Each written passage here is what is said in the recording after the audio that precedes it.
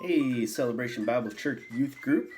This is Aaron Colvin coming at you with some Ask Me Anything questions.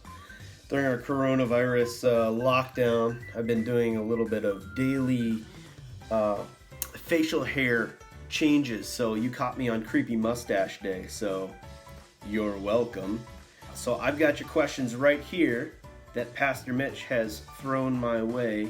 I'm not sure if he's put them in any kind of order, so I'm a little nervous as to what I'm going to be asked here. But I'm going to give you honest answers, whether you want them or not. So hopefully they're the answers you're looking for, and you might get a glimpse into how weird I actually am, which is pretty weird, especially if you ask my wife and kids. So without further ado, let's jump on into it. So first off, top of the page is Haley asks, who do you look up to besides God? Because you got to throw in the God thing, right? So, I look up to God. That would be too easy. So, who do you look up to besides God?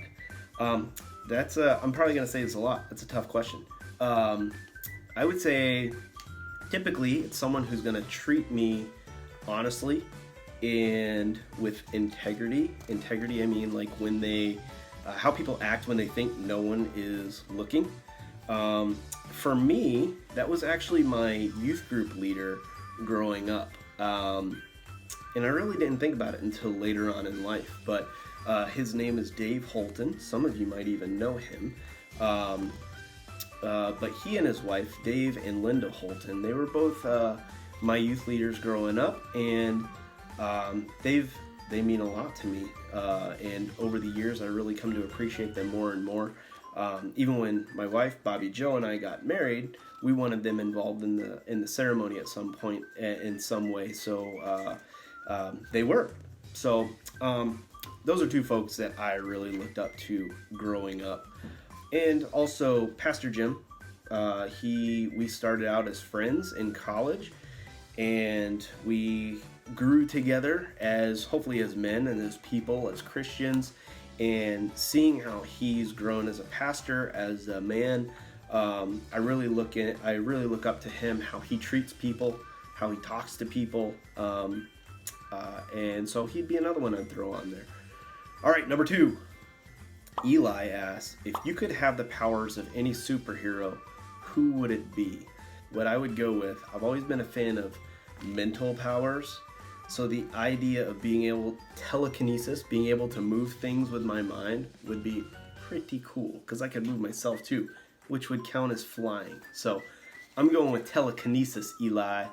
Next up, Belle asks, what is your favorite animal? Always been a fan of a blue whale. You know, the biggest thing on the planet. Just think they're super cool, and there's not many of them left, and how can something so big even move? So, I love a blue whale. Belle also asks, what is better, DC or Marvel? Alright, here's where my nerdism is going to come out. Let me just start with, I'm probably more of a fan of Marvel, just in general. But, DC has probably some of the best characters. Now, I say that because DC also has insanely lame characters. So they don't have a lot of characters in the middle. They either have super great characters, your Batmans, your Green Lanterns, your Flashes, or they have super lame characters, which a lot of Superman's villains. So you could go either way on that. Marvel probably doesn't have the classic super awesome characters like your Batmans, but in general, I just like them better. Okay, so Gracie asks, who is your favorite biblical figure besides Jesus, of course? Because again, you gotta throw Jesus in there. And I guess I can't throw God in there either, so I am actually a big fan of Job. Just the entire book of Job, but the character of Job, I would hope that I could react the way he did for the most part. The last few chapters of Job is basically God telling Job, what's your problem? But for the most part, like, he handled himself pretty well. So I like Job. Also, if you ever read Judges, Samson is pretty crazy because he's pretty much a comic book character. Even how it's written is kind of like a comic book character. He didn't always do the right thing. Most characters in the Bible don't. He didn't always do the right thing, but it's a pretty fun read. Kind of violent though, so maybe ask your parents first. Rylan asks, what are you most afraid of? Drowning? Most afraid of? Probably drowning. But if you're talking about like a thing, like a noun, what noun am I most afraid of? Water moccasins. The snake, water moccasins. Growing up in Florida, every body of water you went into, it was, are there water moccasins? Didn't really care too much about gators. Gators will leave you alone, you leave them alone. But water moccasins, that's what scared me the most. Levi asks, have you ever gotten in trouble with the law? Other than a speeding ticket? No. I typically try to stay on the right side of the law, even in my outlaw tendencies. They're still legal, outlaw-ish tendencies. I don't know what that means, but no, I've never been in trouble with the law, other than maybe going a little too fast in the car, which I kind of still do. I need to not do that, though. Levi also asks, what is the craziest thing you have ever done? I don't know if it's the craziest thing I've ever done. Probably the dumbest thing I've ever done is I have jumped off not a cliff, but it wasn't as big as a cliff, but kind of an overhang that was a solid, 15, 20 feet up, thinking that a little teeny tiny branch could hold me. And again, I don't know what I was thinking. I was in my brain, I would just kind of swing out on it and swing back, and it was going to be fun. It didn't turn out that way, and I fell quite a ways onto some rocks, and it didn't feel great, but it was kind of funny. So, was it worth it? I think so, but it could have been really, really bad. But my friends thought it was all pretty funny too, so I guess it was worth it. And Levi also asked, because it's Levi and he can't get away with that without asking 3 questions, which I love about Levi. Levi also asks, has your life ever been threatened? No, I don't think so. I don't think anyone's ever threatened my life, or anything really has ever threatened my life. Other than I did flip a car one time in the snow, and then I felt my life was threatened, but that was an accident. That happens. What can you do? But no, I don't think my life has ever really been threatened. I try to get along with most people. Nick asks, what is the best college prank you ever pulled off? I'll be honest, when I looked at these questions, that one gave me the most thought, because there's a lot of different ways I could go with this. There's pranks that I've been involved in, there's pranks that I have personally done, or there's pranks that I've known about and haven't, and just kind of was quiet about. So what is the best college prank you ever pulled off? So best, I would have to go with what was the funniest, which pranks always don't sound as cool later. It's more of in the moment. But I had 2 buddies that were roommates, and one of them was gone. And so we thought it would be funny that we take a huge 6-foot long icicle and put it in his mattress while he's away. He'll be gone for a couple hours at class. He comes back, he finds it, ho ho ho, funny guys. What we didn't know is that he was going to be gone all weekend. So you're talking like 4 days, because it was a long weekend. It was going to be like 4 days of him not being there. So we had that discussion along with his roommate of, should we take it out of his bed?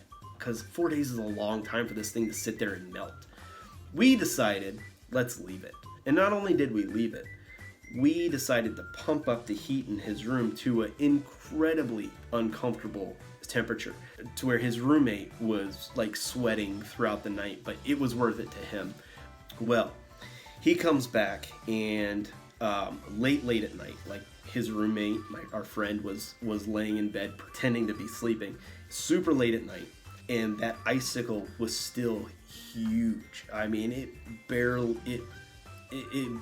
went away. It was huge, but so much water had melted. His mattress was soaked through, all his bedding was soaked through, his pillows, everything was completely wet.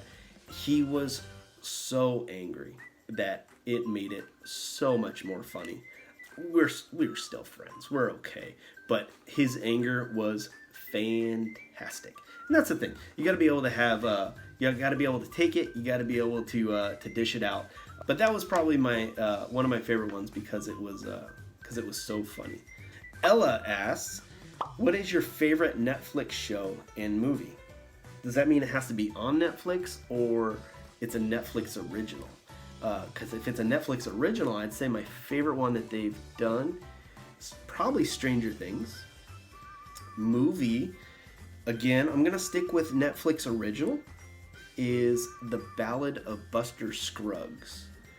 I'm going to assume you guys have not seen that, but it's done by my favorite directors, Joel and Ethan Coen. So I'm going to stick with Netflix originals on that. So Stranger Things is my favorite show. Ballad of Buster Scruggs is my favorite Netflix movie. There you go. Lincoln asks, Lincoln, our incoming new youth group junior hire. So welcome, Lincoln. This is your first youth group video. Lincoln asks, what's the scariest experience you've ever had? I'll go back to when I flipped upside down in the car. That was a scary experience. I had all my stuff because I was moving from Michigan back home to Florida. All my stuff in the car. So the last thing that got into the car was a 13-inch TV, which sat in the passenger seat. So back in those days, TVs weren't big flat screens. They were actually little boxes.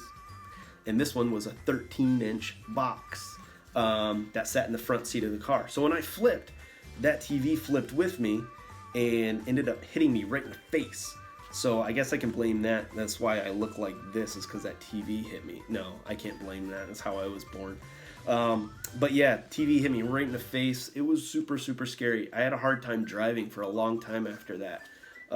Anytime like a turn, it would really make me super nervous. So yeah, that was probably the scariest thing I've ever done. Lincoln also asks, when did you first start drumming, and are you as good as you want to be right now? I first started drumming in 5th grade because my mom said, I'm going to play a musical instrument. And my school really only offered like 5 or 6 different options, and I didn't really love any of the other ones, and so I said drums, which my mom was not excited about. But she said, okay, let's jump into it. So 5th grade, I started playing drums. And then I played all through high school. Played marching band and jazz band and orchestra and all that kind of good stuff. Played all kinds of percussion instruments. And I was okay. Decent, not great, but I was okay. So that leads me to, and are you as good as you want to be right now? I definitely wish I was better. I mean, we should always want to be better at whatever we're doing, which is why we work and we practice. I do wish I would have taken it more seriously, because I didn't. I didn't have a great attitude about it while I was doing it, especially in high school. And I wish I would have. I wish I would have gotten better, or at least pushed myself at things maybe I wasn't that great at, to make myself better at those things. So no, I wish I was a little bit better and kind of practiced a little bit more, because then I went away to college and I didn't play for a long time, and I really didn't start playing again until some churches needed drummers, and so I started playing some drums in church. So there you go. Mackenzie asks, do you ever regret having 3 kids? Be honest. I don't know what you're going for there, Mackenzie. Did you want me to say, no, I wish I didn't have 3 kids, or no, I wish I would have had more? But I always wanted kids. Even when I was a kid, I knew I really wanted to be a dad. I didn't know how many. I didn't really care how many. I knew I wanted probably more than one. I thought it'd be really cool to have twins. So I really wanted twins. And then I had a kid. And I went, how does anybody do this with more than one? One at a time. Like twins? That seemed impossible to me. All the stuff you're carrying all the time and taking care of them, and I was worried and scared about everything, and then doubling that, I don't know how people do it with more than one kid at a time. Obviously it can be done because there are twins even in our youth group, right? Rob and Tim, shout out to twin power. But yeah, I don't know how parents do it with more than one at a time. But no, I don't regret having three, whether it was more or less or whatever. I'm just glad that God decided that I would have been decent enough dad that he gave me kids to take care of. So, and I see my kids as I'm borrowing them from God. My job is to take care of them and to keep them healthy, keep them safe, to provide the best that I can for them, so that then they can go serve God. That's my job. My job is a steward. My kids are actually God's kids. I just take care of them until he calls for them. So that's my job as a dad. Amber asks, if you could share a meal with any non-fictional person that has ever lived, aside from Jesus, we always got to throw that in there, aside from Jesus, who would it be and why? I think I'm going to go Abraham Lincoln. I think it's a toss-up between Abraham Lincoln and George Washington, because I really want to know what they were like.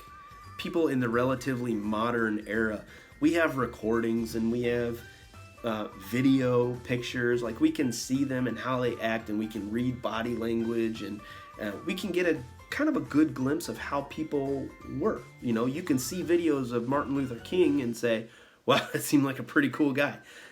He was passionate, and it seemed like he really cared about what he was fighting for and the things he was really passionate for. So I'd love to sit down with like a George Washington or Abraham Lincoln and see how they were, because we see what the history books say. You can read firsthand accounts, but to actually sit down and talk with these people and say, how did you carry the stress that you were going under? You know, Abraham Lincoln with the nation on his shoulders in a civil war, something we've never had before. The Revolutionary War, George Washington, how did you handle the pressure of half the country hated you, the other half thought you were the next king, but you didn't want to be king? How did you handle that? It would be a toss-up between those two guys, George Washington and Abraham Lincoln for me. Paige asks, how do you deal with the different stresses in your life and then point it all back to God?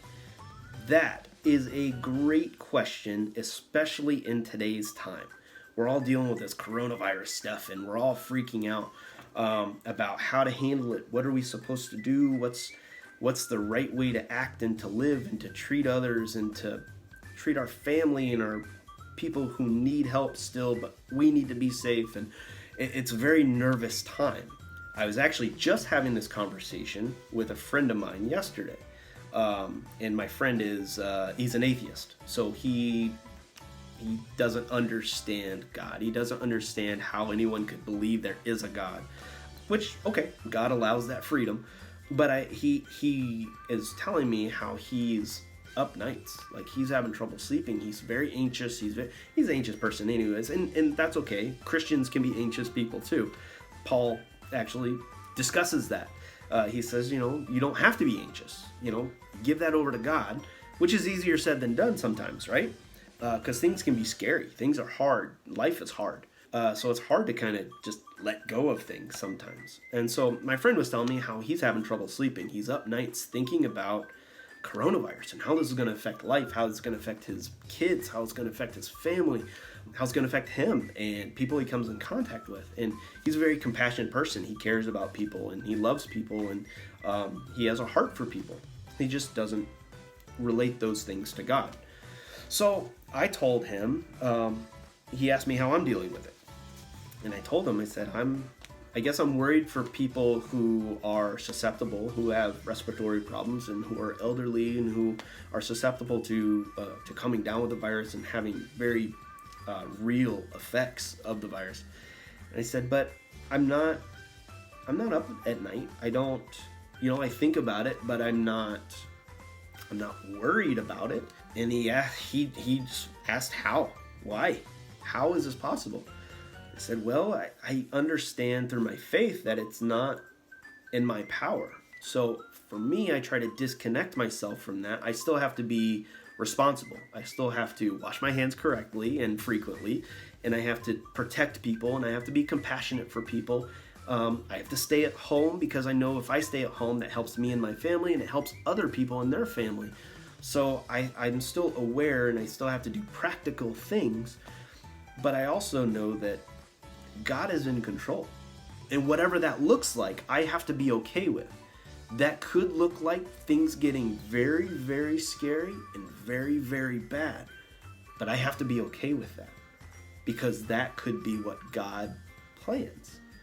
That's a hard thing to say, because if things are really, really scary and really, really bad, then that means something really terrible has happened. And terrible things have happened throughout history. And it's sometimes harder to say God's in control, even though that almost sounds like almost too easy to say, okay, no, God's got it, whatever. But when that directly affects you and your family, that's really difficult to say, oh, God's in control. But in my eyes, I think that's what we have to do, even when really, really severe sicknesses affect us directly, whether it's coronavirus or cancer or brain aneurysms, things that are devastating, to step back and go, God has this. Even if the worst possible things happen, God has this. There's bigger things than this moment. God has this. Definitely not always easy, but I think it's important to remind ourselves of that sometimes. Thanks, Paige. That's a really tough question, but I think very relevant as to what's happening right now. And Mitch asks, what is the weirdest sound you can make, and would you please demonstrate while flailing your arms? That's the weirdest sound that I can make. That is Ask Me Anything with Aaron Colvin. If you have anything else you'd like to ask, next time we meet up in our post-coronavirus world, which hopefully isn't too long, feel free, because I'm an open book. Thanks for listening.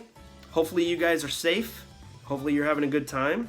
Please be good to your siblings and your parents, and be thankful and be grateful what you have. Have a great day. Hopefully you guys are doing well. Bye.